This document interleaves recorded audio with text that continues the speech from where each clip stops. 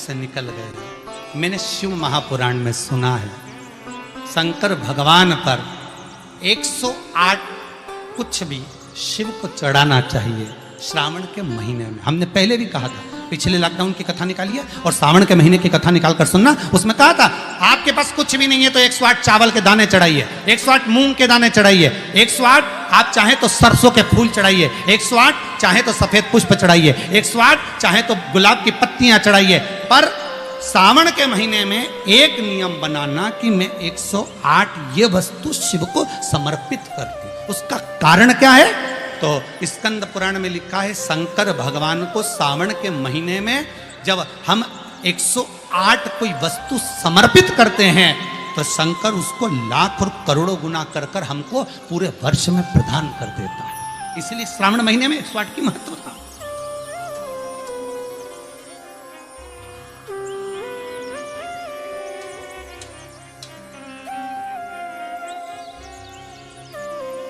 बाबा से विनय निवेदन, उसके चरणों का स्मरण। भोला सब दुख काटो मारा, ओ भोला सब दुख काटो मारा, ओ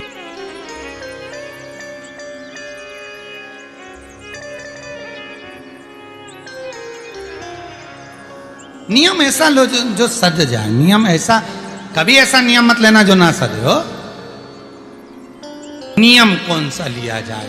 सावन के महीने में आप भी नियम लो, हमें मना नहीं, पर नियम वो लेना जो तुम साथ सको। कई कई माताएं अपने बच्चे को कसम दिला देती, मेरी सौगंध खा तू सुबह 6 बजे उठ जाएगा। अब कसम तो दिला दी ने, 6 बजे एक दिन तो उठ गया ने, बाकी का दिन तो क्या मतलब ऐसा नियम दिलाने से? तो नियम होना चाहिए। तो क्या नियम लिया जाए? तो पत्नी बोली देखो अन्न का भाग मिले घर में ना मिले, एक काम करो तुम तो बेलपत्री का नियम ले लो कि अपन 108 बेलपत्र शंकर को चढ़ाएंगे, बस इतना। हाँ ठीक है। अब बहुत पैसे वाले हो गए ना तो तुम्हारे यहाँ कोई बेलपत्री तोड़ के भी दे जाएगा, थोड़ा धन मिल जाएगा, दे जाएगा। धीरे धीरे धीरे धीरे बेलपत्र का नियम लिया। एक वृक्ष से बेलपत्र लेकर आते और उस बेलपत्र को लाकर शिव जी को चढ़ा देते। निकलते निकलते कम से कम 25 दिन निकल गए, नियम पूरा चलता रहा। 26वां दिन आ गया, नियम पूरा चलता रहा। 27वां दिन आ गया, श्रावण के महीने का 27वां जब दिन आया तब माली ने बेलपत्र तो उतार ली। जो बेलपत्र के वृक्ष का माली था, वृक्ष का जो माली होता है, उसने चिल्ला दिया, बेलपत्र अब मत ले जाना, फ्री की मिल रही है तोड़ तोड़ के ले जा रहा हूं, अब मत ले जाना, बिल्कुल भी नहीं, कीमत दीजिए उसकी।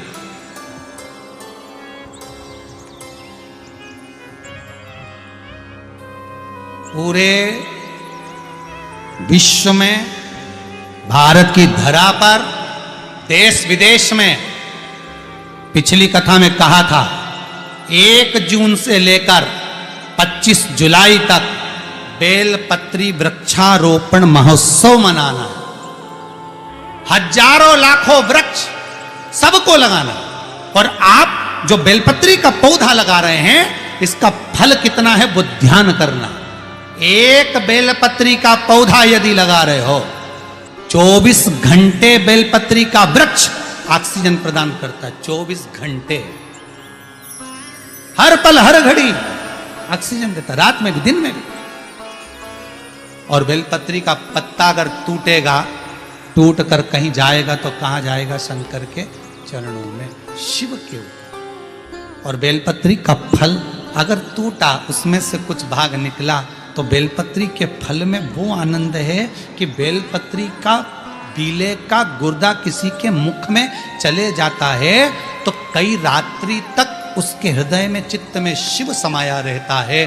और अगर वो मर भी गया तो शंकर के धाम चले जाता है। बेलपत्री के फल में वो आनंद छुपा हुआ।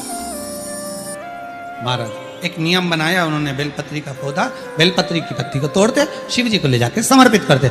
अब 27 दिन हो गए और चिल्ला दिया, माली ने कहा इसका पैसा दीजिए, अगर आपको तोड़ना है तो पैसा देना पड़ेगा। अब इसके पास धन होता तो अन्न का भाग नहीं कर लेता, 108 अन्न के दाने नहीं चढ़ा देता, पर है ही नहीं, कुछ हो तो चढ़ाए नहीं। 28वां दिन, 28वां, बगीचे के मालिक ने मना कर दिया। बगीचे का मालिक मना कर देता है, नहीं। अब 28वां, दोनों बेलपत्री के वृक्ष के सामने से निकल कर जा रहे हैं और बेलपत्री के वृक्ष के सामने से निकल कर जाते जाते आंख में अश्रु भरे हैं। बेलपत्री के वृक्ष को देखकर हाथ जोड़कर कहते हैं शंभु, शंकर। शंभु का मतलब क्या है? ये शंभु जो है ना, ये संबोधन बदला गया, नहीं तो स्वयंभू था। शिव स्वयंभू, अपन कहते शिव शंभु। संबोधन है स्वयंभू। स्वयंभू का मतलब है अपने आप प्रकट हुआ, पैदा नहीं हुआ, जन्म नहीं लिया और ना मरेगा। वो स्वयंभू है, स्वयं प्रगटा है। हे कृपा दया करना। 28वां दिन है, 28, 29, 30, 3 दिन की बात है बाबा। बेलपत्री नहीं मिल रही। बाबा की कृपा देखिए, जो नियम बनवाता है वही नियम को पूरा करवाता है। नियम को पूरा करने वाला कोई दूसरा नहीं होता। एकादशी का व्रत आपने उठाया, पर वो व्रत करवाएगा कौन? भगवान। सोमवार बनाओ नियम, बना लिया नियम बेलपत्री का भी। ये 3 दिन बचे, अब क्या करें? जा रहे थे, जाते जाते इतने में स्वयं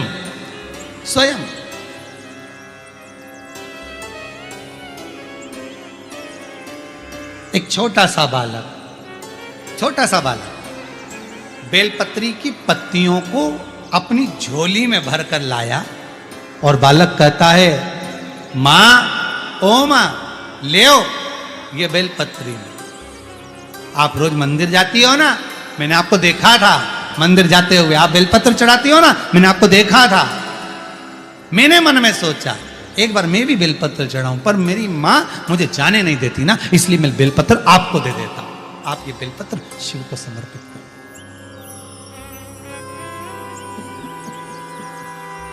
आप ये बेलपत्र शंकर को। आंख में से जल बह रहा। कहते हैं बेलपत्री को पानी में क्या धोया? अश्रु में धो दिया। जैसे सुदामा के चरण को भगवान कृष्ण अपने नयन अश्रु में धो देते हैं। ये दोनों वैश्य, दोनों बनिए पति पत्नी बेलपत्री को अश्रु में धोते धोते शिव जी के धाम में ले जाकर समर्पित कर देते। नियम पूरा। कौन पूरा करा रहा है? भगवान। समय आया, दूसरा दिन फिर आ गया, 29वां दिन था, 2 दिन और बचे थे। शंकर जी को लगा क्या करा जाए। भगवान शंकर ने पार्वती से कहा, पार्वती आज तुझे जाना चाहिए, कल गणेश गया था, आज तू जा। ये अपने परिवार की जवाबदारी है। जब कोई अपना व्यक्ति अपने घर में आता है तो उसको निभाना अपना फर्ज है। आपके घर में कोई आएगा तो गद्दा कौन लगाएगा? आपको लगाना है। तकिया किसको देना है? आपको देना है। चादर किसको देना है? आपको देना है। कम्बल किसको देना है? आपको देना है। भोजन किसको कराना है? आपको कराना। अगर कोई अपने मंदिर में आ रहा है और बेलपत्री का उसका नियम है, तो नियम कराए तो उसको निभाना भी तुम्हें पड़ेगा। भाई 4 मेहमानों में से 3 तो रोटी खा रहे और एक व्यक्ति की एकादशी का व्रत है, वो नहीं खा रहा, तो खिचड़ी कौन बनाएगा? अरे बोलो तो जम के, कोई दूसरा बनाएगा कि पड़ोसन को फोन लगा के बोलोगे देखो हमारे यहाँ तो भैया हम खिचड़ी नहीं बनाएंगे, तुम्हारे यहाँ मेहमान में भूख लगी है और इसका व्रत है तो तुम कहीं पे भी जाके खा, पर हम खिचड़ी। फर्ज तो अपना है ना, अपने यहाँ आया है तो खिचड़ी भी अपने को बनाना पड़ेगी। भाई बनाओ खिचड़ी, बहुओं से कहो खिचड़ी बनाओ, एक का व्रत है। उसी तरह भगवान, नियम तुमने लिया है, व्रत तुम्हारा कर रहा है तो निभाना उसको पड़ेगा। जाओ पार्वती। पार्वती बोली मैं कहाँ जाऊं? बेलपत्री दो, जाओ बेलपत्री दो। हाँ, पार्वती जी बोली बेलपत्री मैं और वृक्ष से उतारूंगी तो मुझे वो आनंद की अनुभूति नहीं होगी। और ध्यान दीजिए इस कथा पर। हो सकता है आज कथा का प्रथम दिन और बाबा ने ये कथा आप सबके लिए निकाली है, तो उसको धारण करिएगा कि बेलपत्री की अगर मैं वृक्ष से उतारती हूं तो दुख मुझे होगा, ये पार्वती जी कहती है। शिव महापुराण की विद्धेश्वर संहिता उमाखंड भी कहता है, आप एक बेलपत्री का वृक्ष लगाओ और लगाने के बाद उसको पूर्ण तरह से पोषित करो, खाद डालो, पानी डालो, उसको पूर्ण तरह से बड़ा करो, तो तुम किसी पेड़ की बेलपत्री तोड़कर शंकर को चढ़ाओगे तो शंकर स्वीकार करेगा। मालूम पड़े पेड़ एक नहीं लगाया और सारे गांव की बेलपत्री तोड़ तोड़ के शंकर को चढ़ाया, और कि मेरे बराबर कोई धर्मात्मा नहीं, तो शंकर बोले तेरे बराबर कोई ढोंगी भी नहीं। शिव भी कहेगा तुम्हारे बराबर कौन है ढोंगी, कौन प्रपंची। एक बेलपत्री का पौधा नहीं लगाया, एक बेलपत्री का पेड़ नहीं लगाया, और सावन के महीने में सारे गांव की बेलपत्री तोड़ तोड़ के शंकर जी को चढ़ाया, और एक बेलपत्री को कभी पोषित नहीं करा, और उल्टा गया और मालूम पड़े बेलपत्री की इतनी बड़ी बड़ी डालियां सब तोड़ तोड़ के ले आया, सारी तोड़ ले आया, और उसमें पत्ती पत्ती निकाल के डालियों को बाहर पटक दिया। अरे दोष है, एक वृक्ष नहीं लगाया और सारी पत्तियां तोड़ तोड़ के हर महीने सावन का पूरा महीना चढ़ा चढ़ा के शंकर को प्रसन्न कर रहे। और एक दो तो कह कि हमने तो पैसे से खरीद ली, हमने 50 रुपए दिया ना मालिक, हमने कहा 108 गिन के लाना, वो तो 108 गिन के लाया, ने 50 रुपए लिए, तो जिसने लिया वो भी दोषी।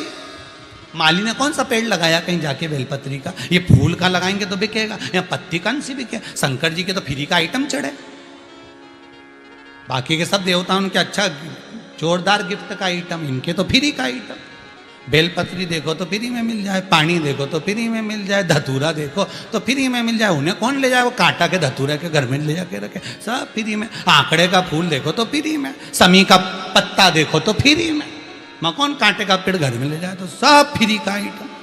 और उनके साथ जो रहे वो भी फ्री, कहीं पे भी मिल जाए, बारिश चले तो वो तो फ्री। बस इनके जिसने देख लिया वो फ्री नहीं दे पाता। एक बार ग्राउंड में अगर देख लिया नहीं बब्बा फ्री, तो फिर तुम फ्री नहीं घूम सकते, उधर मत जाना, क्यों, शंकर जी का फ्री। बाबा भाई वही, अगर वो दिख गया तो तुम फ्री नहीं हो पाओ। बड़ा शिव बड़ा अलमस्त है, शंकर बड़ा आनंदित है, बड़ा आनंद, बड़ा मस्त है शिव, ओ घड़ी है वो।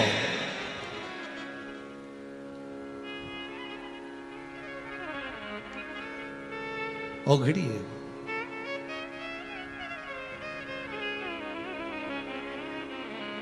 अब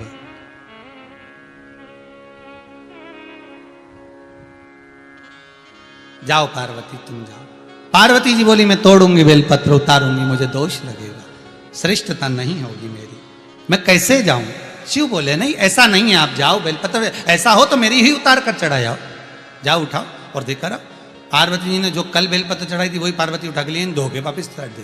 पार्वती जी ने बुढ़िया का रूप रखा, बूढ़ी का रूप रखकर एक जगह पर पार्वती जी सुंदर वस्त्र पहनकर बैठ गई और जाते जाते पथिकों को रोक रही हैं। पार्वती जी रोक रही हैं पथिकों को, ए भैया रुको, ए भैया रुको, सावन का महीना चल रहा है, बेलपत्र ले जा। पर कोई बेलपत्र लेने को तैयार नहीं, कोई नहीं ले रहा। ये दोनों जा रहे थे, इन्होंने कहा माँ क्या बात है। माँ कहती है मेरे पाँव में तकलीफ है, मैं जा नहीं सकती, ये बेलपत्र आप ले जाओ। शिव महापुराण की कथा कहती है कोई महाकाल जा रहा है, कोई सोमेश्वर जा रहा है, कोई मल्लिकार्जुन जा रहा है, कोई काशी जा रहा है, कोई विश्वनाथ जा रहा है, कोई केदारनाथ जा रहा है। कोई व्यक्ति अगर 12 ज्योतिर्लिंग में जा रहा है, आप खुद नहीं जा सकते, कुछ भेज नहीं सकते, तो एक बेलपत्र को ओम नमः शिवाय लिखकर एक कॉपी में और रजिस्टर में उसको रखकर सीधी की सीधी उस कॉपी को ओम नमः शिवाय लिखकर शंकर के पास भेज दो। कह देना ये बेलपत्र निकालकर शिव को चढ़ा देना। हमारे के पास में पार्वती जी ने दिया, ये लेकर चले।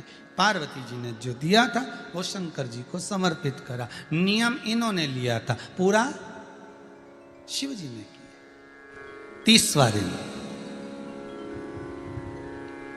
बेलपत्री नहीं मिली।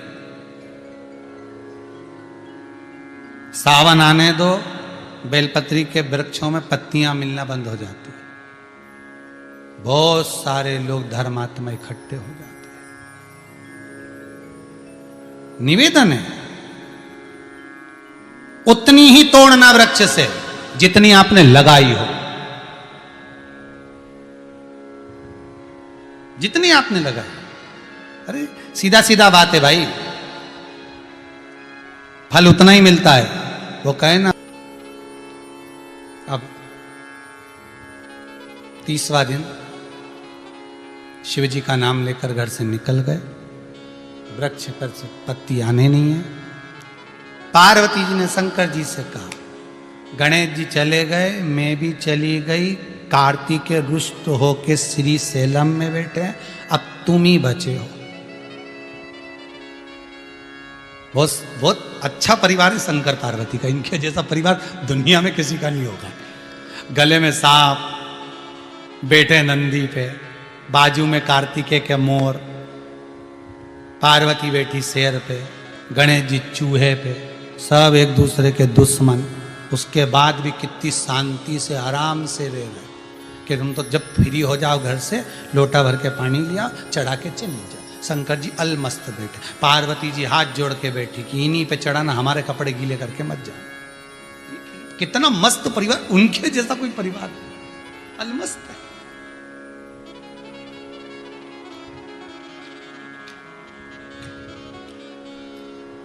इतनी मस्त परिवार कौन का होगा भाई? कहा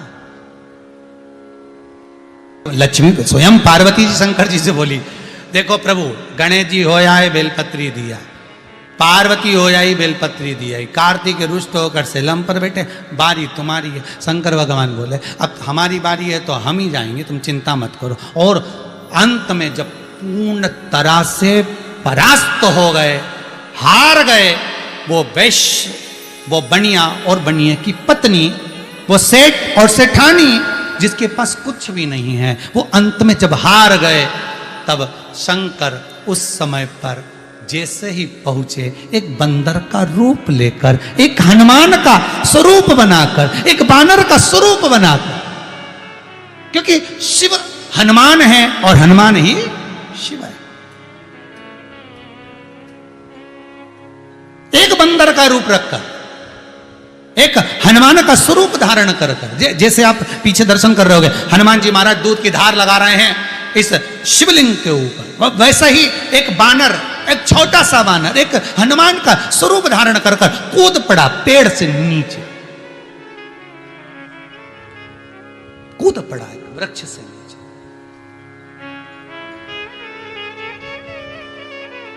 और पवन तनय संकट हरन मंगल मूर्ति रो, राम लखन सीता सहित हृदय बसौ सुध हो। अब वो बालक स्वयं शिव बंदर का रूप रखकर, बानर का रूप रखकर कूद पड़े। और बानर के हाथ में क्या था? तो कहा बेलपत्री की एक डाली थी, और डाली ले जाके इनके सामने छोड़ दी। छोड़ी तो इन्होंने देखा कि बेलपत्र मिल गई। आज भी पूरा अनुष्ठान पूरा हो गया, नियम पूरा हो गया।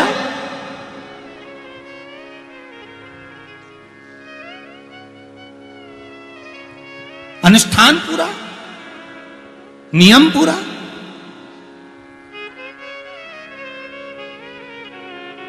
होना चाहिए। जो बानर ने फेंकी थी, लेकर गए, उसकी पत्तियां निकालकर शंकर को समर्पित किया, शिव को छोड़ा।